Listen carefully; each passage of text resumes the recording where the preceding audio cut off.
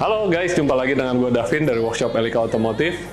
Nah, di sebelah gue sekarang nih ada sebuah mobil Toyota GR86 ya. Jadi kalau kalian melihat di kita punya video-video dan postingan sebelumnya, kita banyak mengerjakan Subaru BRZ. Nah, kali ini kita kedatangan nih saudara kembarnya nih ya. Jadi ini Toyota GR86 bermesin sama. Pokoknya platform sasisnya juga sama, cuman memang mereka yang satu dibikin Toyota, satu lagi Subaru.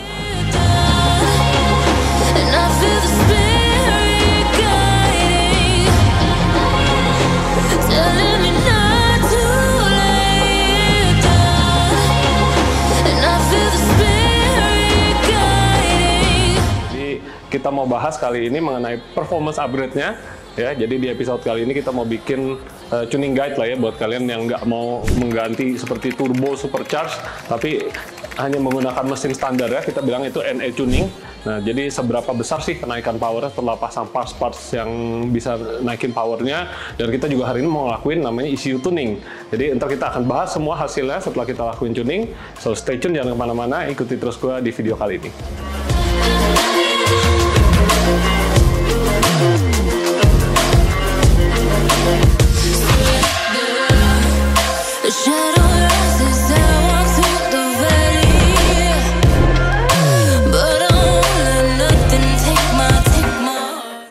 Nah, Toyota GR86 ini sendiri sebenarnya tuh dulu udah ada ya. Jadi buat yang udah tahu tuh di 2010-an kurang lebih ya, 2010 sampai tahun 2018, 19, 20 deh, itu ada yang namanya Toyota 86. Nah, itu juga sama tuh, kerjasama sama Subaru BRZ. Nah, mesinnya kala itu belum 2400 ya, ini mesinnya cuma FA20 tuh 2000 cc. Ini sebenarnya adalah mesin daripada Subaru ya. Kala itu Subaru juga bikin mesin yang sama di platform yang BRZ sebelumnya, juga mesinnya pokoknya sama persis nih. Nah, kali ini mereka jadi ngelakuin all new sih ya, bukannya facelift. Jadi all new, mereka ganti mesinnya dengan 2400 dengan menambahkan displacement sebesar 400 cc. Ternyata powernya bisa meningkat cukup jauh. Jadi yang sebelumnya tuh cuma sekitar 200 sampai 210 HP. Sekarang dia bisa dapat power standar HP 230 horsepower. Nah, itu standar bawaannya ya. Nah, anyway, biasa tuh kalau mobil pengetesan itu yang diklaim pabrikan itu hanya mesinnya aja gitu ya. Jadi nggak di-bolt di mobilnya. Ketika ditaruh di mobil Matic manual itu tentu nyampe hasil ke rodanya itu akan berbeda. Tapi kita nggak mau pusing ya. Jadi mau kata Matic manual, kita mau lihat perbedaannya. Jadi dari standar sampai kita upgrade itu naiknya berapa aja sih gitu. Nah, yang pertama yang kita bisa upgrade di mobil ini dimulai dari jalur udara masuk. Ya, kita ganti dia punya intake karbonnya nih menggunakan Apexi punya intake duct karbonnya. Ini membantu melancarkan aliran udara dengan membuka opening daripada box filternya sendiri.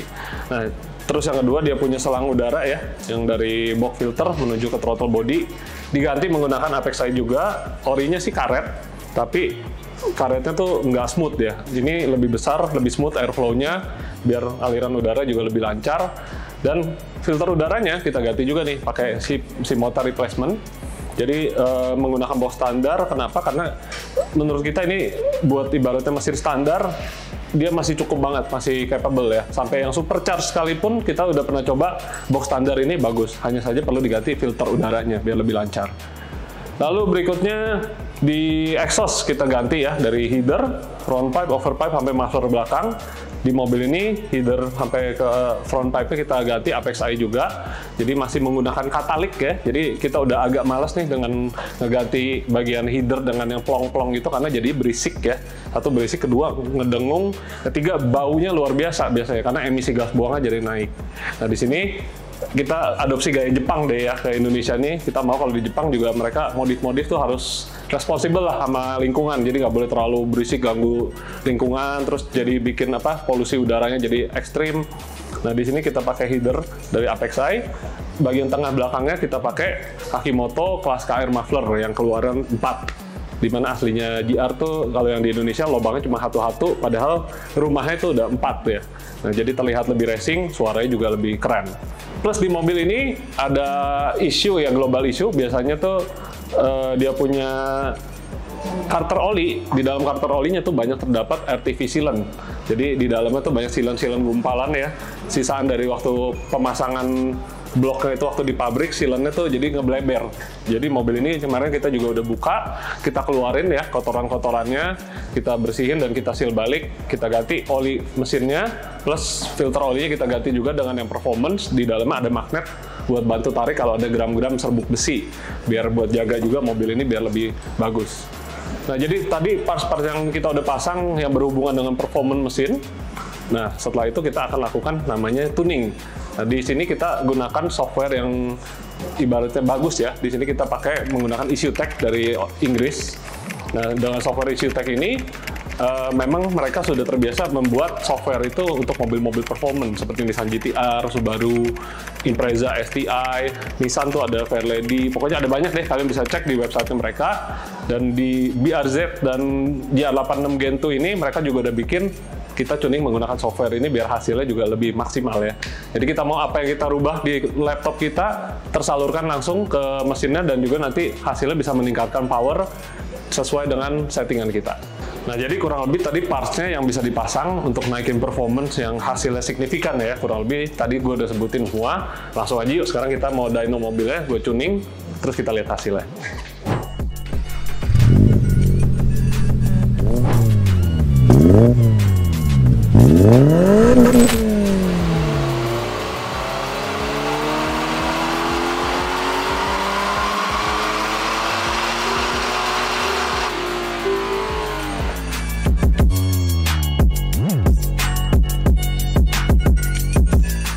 Nah, tadi kita udah lakukan custom tuning ya. Hari ini sekarang kita bahas semua hasil ini, dari waktu standar, ganti intake, ganti header, sampai kita tuning, kita bahas semua komplit pokoknya ya. Nah, dari standarnya itu kemarin udah keukur 166,6 wheel horsepower. Di sini gue mau kasih lihat dulu nih dengan penggantian apex intake ya. Jadi kita bisa lihat perbedaannya udah didapat, ada kenaikan tuh ya. Yang warna merah ini adalah yang diganti dengan apex intake. Jadi masih menggunakan header standar. Ini yang gue bilang, ada yang namanya torque dip di RPM 3600 sampai RPM 4,5 nih. Jadi kita bisa lihat grafik torsinya tuh dia ada kayak nyemplung dulu nih. Tuh. Dari sini dia turun dulu, baru ada naik. Di sini yang disebut dip ya, jadi ada kayak lembahnya begitu. Nah, itu yang nantinya bisa dihilangkan dengan penggantian header set dan tuning. Kita sekarang lihat setelah kita masukin header set ya, header setnya ini masuk, kita bisa lihat dia membantu menghilangkan dipnya. Oke, yang warna biru ini kita bisa lihat dia membantu naik di situ. Jadi nggak terlalu ada kosong powernya, maka kita bisa lihat langsung terkoreksi ya di RPM 3600-an itu dia lebih naik lagi. Nah, jadi yang dari warna kuning ke merah itu ganti intake. Nah, ini yang diganti dengan exhaust full system. Ini semua membuktikan, jadi parts yang kita gunakan semua ada kenaikan power ya. Jadi nggak cuma asal buang-buang duit buat ganti-ganti suara doang atau gaya. Nah, setelah ini semua dipasang, ECU standar kan dibikin untuk parts standar mobilnya. Nah, ketika kita udah ganti ini itu segala macam, ECU standar itu udah nggak mumpuni lagi. Makanya di sini kita bikin calibration baru, settingan baru, kita tune di dyno. Berikut hasilnya ya. Kita kasih lihat nih sekarang. Inilah perbedaannya. Langsung dari bawah sampai atas ya. Ini yang warna merah ini menjadi hasil akhirnya. Nah, setelah kita tuning, terukur 193,8 wheel horsepower. Dan torsinya juga kita bisa lihat ya, jadi jauh lebih bagus sampai 209,2 Nm on wheel. Nah, tenaga di mesinnya standarnya itu 238 ya, udah keukur tuh di RPM 7000. Setelah kita ganti exhaust segala macam, dia sudah naik sampai 246. Nah, setelah kita tuning, kita bikin lebih bagus lagi atasnya, kita dapat sampai 270 horsepower. Ya, jadi naik dari 240 ke 270 itu sekitar 15 sampai 17% lah. Nah, jadi dengan masih menggunakan mesin standar, ya, ECU standar, nggak ada yang dirubah-rubah deh parts internalnya, hanya menggunakan optimalan intake, exhaust, plus tuning, kita dapat hasil yang udah cukup solid. Nah, jadi buat kalian yang punya mobil NE, ya, yang nggak pingin banget ibaratnya mobilnya jadi terlalu ekstrim, gue rasa paket ini cocok buat kalian ya, karena semuanya masih plug and play, mau dibalikin standar dalam 1 hari juga semuanya bisa. Nah, jadi yang berminat mungkin bisa jadi opsi untuk upgrade NE tuning. Ini kita bilangnya stage 2 lah kalau kayak gini ya. Kalau stage 1 mungkin full standar cuma remat doang, stage 2 ganti intake plus exhaust.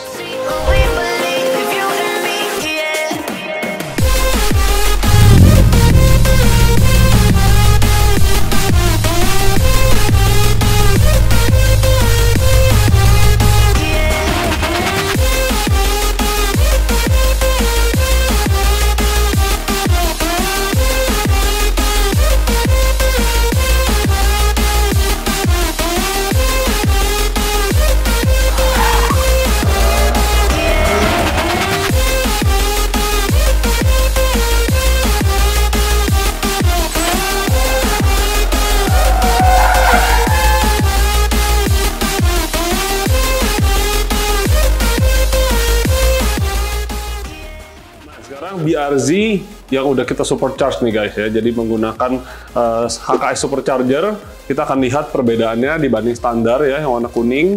Ini didapat di sini nih RPM 6400-an, dia standar 156,7. Lalu yang udah kita tune dengan base map tuning kita dapat 197, dan final tune kita akhirnya menghasilkan power sampai 220 wheel horsepower. Dan yang tadinya powernya di atas ini nih di RPM 6400 udah sama didapat mungkin sekitar di RPM 4500. Nah, yang gokil itu adalah kenaikan torsinya juga ya. Jadi yang torsinya tadinya tidak pernah melebihi dari 200 Nm, sekarang kita capai sampai 263,7. Nanti naik 30% on wheel. Dan on engine-nya standarnya yang sekitar 230-240 HP, sekarang kita capai sampai 320 horsepower on engine. Makanya di sini mobilnya kita namain EP320/3. Ini memberikan power yang jauh sekali, artinya naik hampir 100 horsepower on engine. Nah, hasilnya pasti gokil. Kita akan bahas dan kita akan test drive di video ini juga.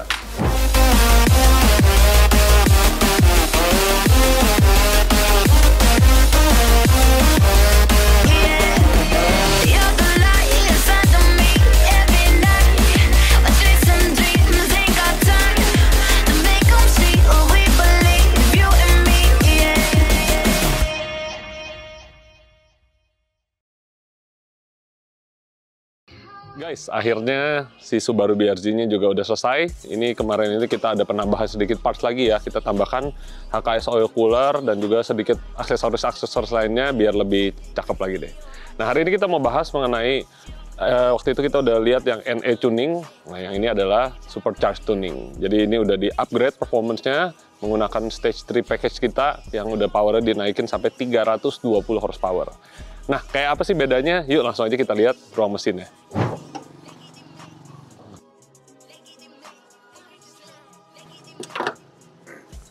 Nah, di ruang mesinnya kita bisa lihat tampilan yang sangat berbeda ya dengan si GR86 waktu itu. Dia masih menggunakan mesin standar. Ini juga sebenarnya mesinnya standar, tapi udah ada yang namanya supercharge. Kita bisa lihat di sini, ini HKS GT2 Supercharger ya, yang terbaru. Dibikin memang sebenarnya speknya untuk street ya, jadi ini bukan maksimum untuk balap ibaratnya. Jadi memang untuk stock engine, boost pressure daripada supercharge-nya sendiri, turbonya pressure-nya dia hanya sekitar 0,4 sampai 0,5 bar, jadi tidak terlalu ekstrim, jadi masih bisa buat pakai harian. Di sini kita bisa lihat ruang mesinnya ya, tampilannya berbeda nih sama yang kemarin si GR86 Orange. Jadi mesin masih menggunakan sama ya, mesin standar FA24, tapi di sini sudah di-fit dengan HKS GT2 Supercharger.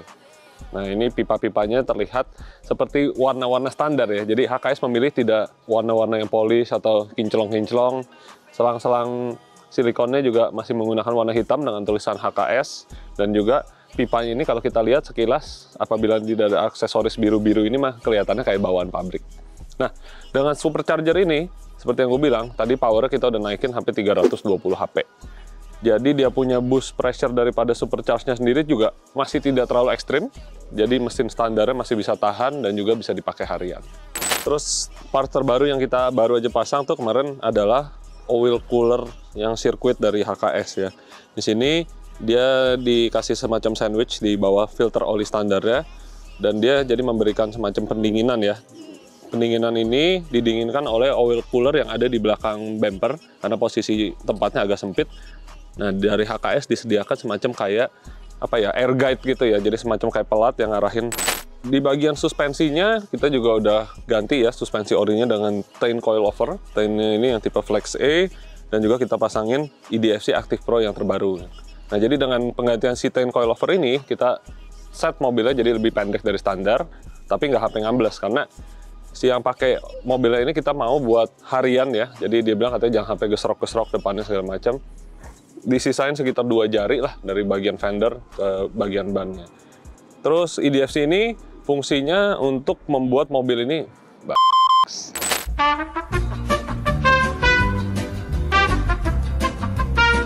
Nah, IDFC-nya sendiri berfungsi untuk membuat si mobil ini suspensinya menjadi active suspension.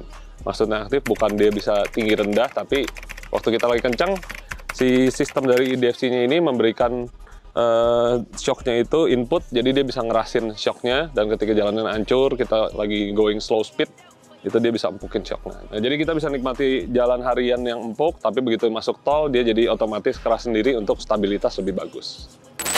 Nah, di bagian kolong mobil kita juga udah ganti ya, bagian bawahnya itu dengan sway bar dari Casco, dan juga lower arm belakangnya kita ganti dengan Casco. Pokoknya untuk memperkuat dan juga membuat mobil ini lebih stiff, waktu nikung juga lebih mumpuni. Nah, sisanya di ruang mesin sih seperti yang bisa dilihat ya, lainnya sih tampilan-tampilan aja. Seperti ini nih, dudukan akinya kita ganti pakai Casco juga biar lebih terlihat cakep aja ya. Dan ini ada oil catch tank dari Shimota, plus di sini ada washer tank. Nah, washer tank ini untuk air wiper ya. Jadi yang aslinya di sini karena dipakai sama tempatnya HKS, makanya dipindahin ke bagian belakang. Bagian eksteriornya nggak terlalu ekstrim ya, jadi hanya ditambahkan sedikit aksesoris pemanis saja dari STI. Dia ada bagian belakang, samping, dan depan itu jadi terlihat warna hitam-hitamnya itu, dan ada emblem STI-nya. Jadi memang original parts dari Subaru untuk mobil BRZ. Terus bagian belakang kita bisa lihat yang terlihat banget ya adalah penggantian muffler ya. Di sini kita udah pakai full exhaust system dari Apex i Jepang, dari bagian header, front pipe, sampai bagian muffler belakang udah kepasang. Tampilannya matching banget sama mobilnya warna biru ya. Dia jadi ada titanium finish nih. Ini beneran titanium yang di roll, dibikin jadi semacam pemanis untuk kelihatannya jadi lebih keren dan lebih racing. Dan di sininya kita bisa lihat juga ada penambahan tow hook dari Casco ya. Sebenarnya tow hook itu ya gunanya kalau masuk track, misalnya mobil masuk sampai gravel, nah ini untuk ditarik keluarnya dia diikat ke sini. Kalau bawaan mobil kan nggak ada tuh ditutup. Nah, kalau ini jadi terlihat pemanis seperti mobil yang mau ke sirkuit, kurang lebih kayak gitu. Bagian bagasinya, mobil ini sebenarnya agak nggak guna ya bagasi kalau kita lihat. Kecil banget, tapi paling nggak ada bagasi bisa buat nyimpen ya barang belanjaan atau apa ya. Standarnya tuh ada ban serep, cuman ban serepnya itu kalau yang di Indonesia dia bannya sebesar ban ori mobil. Sedangkan kalau yang Jepang dia bisa ada ban serep yang gepeng, flat, jadi dia bisa masuk dengan rapih gitu ya. Cuma kalau di Indonesia nggak dapet yang seperti itu.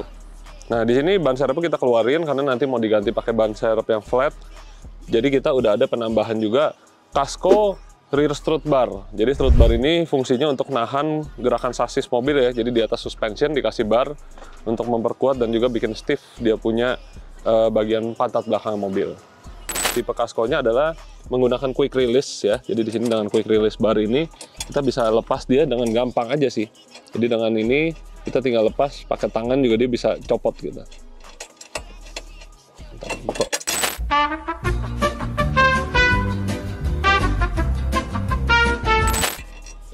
Nah, jadi dengan pakai ini, kurang lebih ini seperti yang ada dipakai di sepeda. Kita lepasnya nggak usah pakai kunci, ini tinggal diangkat, tuh. Nanti yang sana juga dilepas, jadi kita bisa lepasin, masukin barang dengan gampang.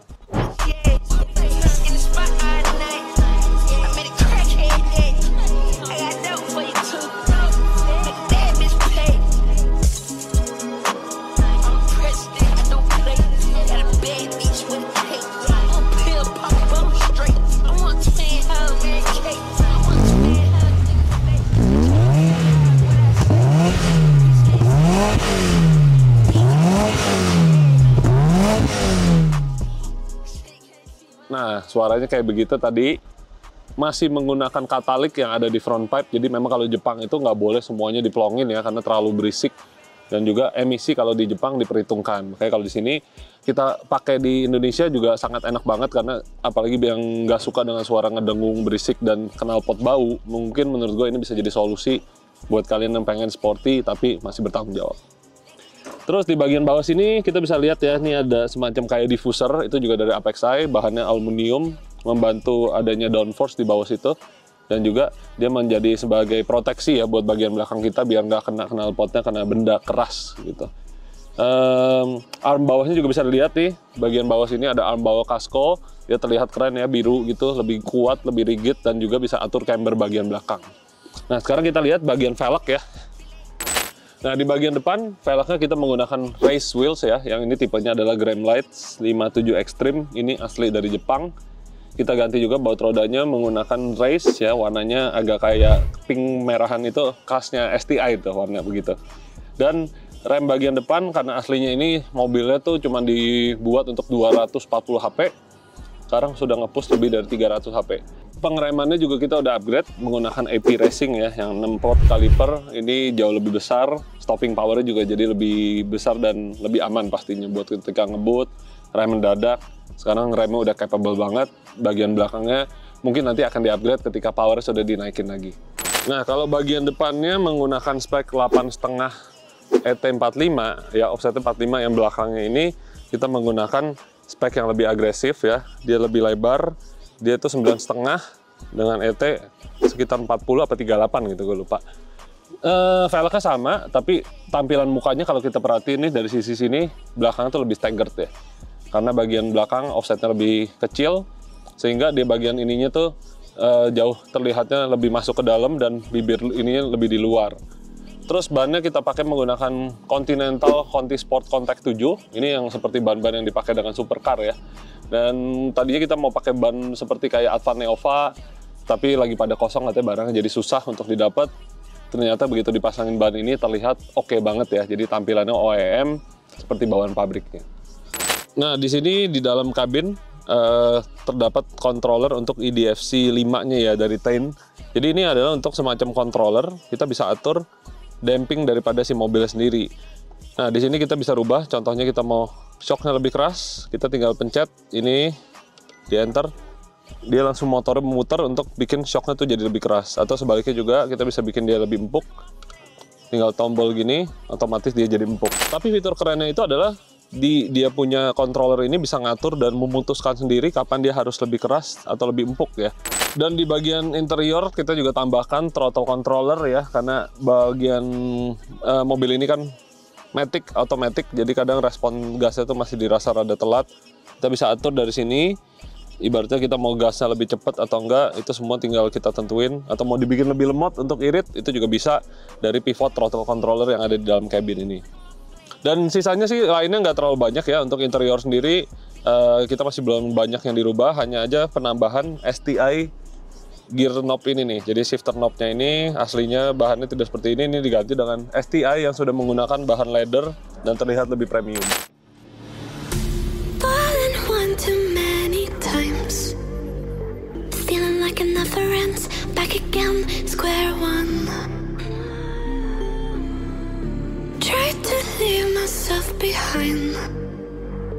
Looking for a better place, not to stay alone. Gain my trust and you chose to break it.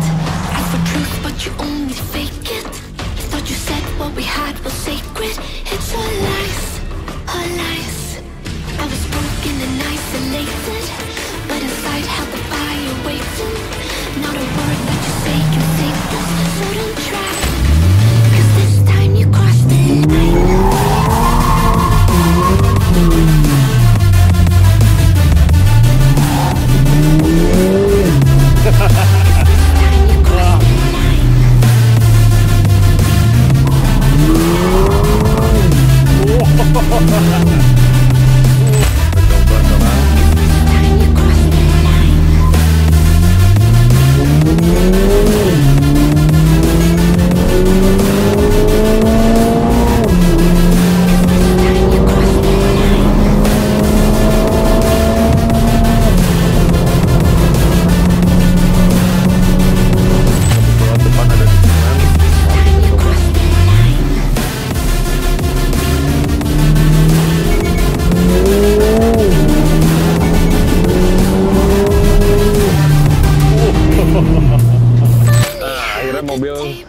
baik ya, pokoknya dengan selamat semuanya, oke, nggak ada masalah. Kita udah tes tadi berapa kali, di run terus, dan mobil aman banget. Tadi gue juga sambil data logging dengan komputer gue cek tidak ada yang namanya ngelitik, dan juga temperaturnya sekarang sudah termanage. Karena sebelumnya dengan penggantian supercharger itu bikin powernya jadi besar, cuman temperatur mesinnya agak panas. Makanya kemarin kita pasangin dulu oil cooler, baru kita berani ngetes. Hasilnya semuanya balance, dari pengereman, akselerasi, dan juga handling, semuanya oke. Udah, artinya besok gue bisa serahin balik ke customer, dan waktunya untuk kita dapet cuan.